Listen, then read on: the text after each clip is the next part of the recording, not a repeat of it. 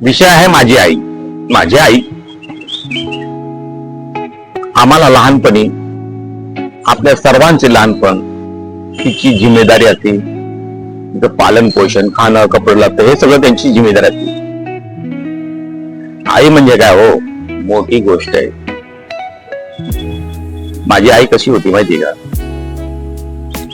पूर्व परिवारानं बघत होती. मरायच्या अगोदर खूप आजारी होती. म्हणजे मी हमेशा प्रार्थना करत होतो की बाई आई नीट जावं. एक काळ आला हो, तिचं जायचा वेळ आला करोना काळामध्ये. तेव्हाच म्हणलं देवाला, जाऊ द्या हो, तिला मोकळं करा. पण मी मोकळं कधी केलं मला माहितीये, कारण माझ्या लग्नाचा वाढदिवस होता, एनिव्हर्सरी होती. मी माझ्या आईला सांगितलं आता 2-3 दिवसांनी एनिव्हर्सरी आहे माझ्या लग्नाची, मध्ये त्या गडबड करू नको. तर माझी आई म्हणत होती, बिंदास कर, मी आहे.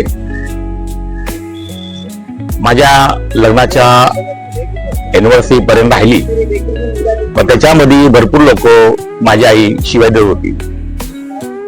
शिवाय देत होती कोणाला तर आम्हाला माहित नाही पडत होतं. एवढे घाणघाण शिवाय देत होते त्यांना, मध्ये तुम्ही जा रे, असं तसं घाणघाण शिवाय देऊ माझी आई. एकदा मी आईला विचारलं की आई तू कशाला शिवी देती लोकांना?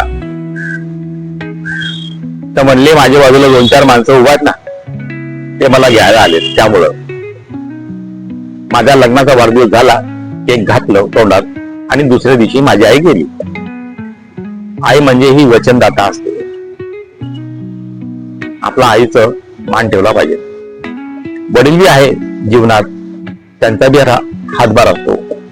पण आज ते बी 90 वर्ष झालेले आहेत. खूप तकलीफबंदी आहे. रोज स्वच्छता करता करता आम्ही बी खूप बेजार झालेलो.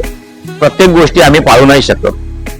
मी बी देवाला म्हणलो की बाबा त्यांना बी मोकळं कर, कारण त्यांना जो त्रास होतोय आपण बघितलेला आहे. प्रत्येक गोष्टी आम्ही पाळू नाही शकत, कारण आम्ही बी हातावरचं पोट आहे. ठीक आहे, आम्ही बघतोय, पण चांगली तब्येत ठेव, बस झाली गोष्ट. बस विनंती आहे. आई बाप एक प्रकारचं झाड आहे, अन्न वस्त्र निवारा.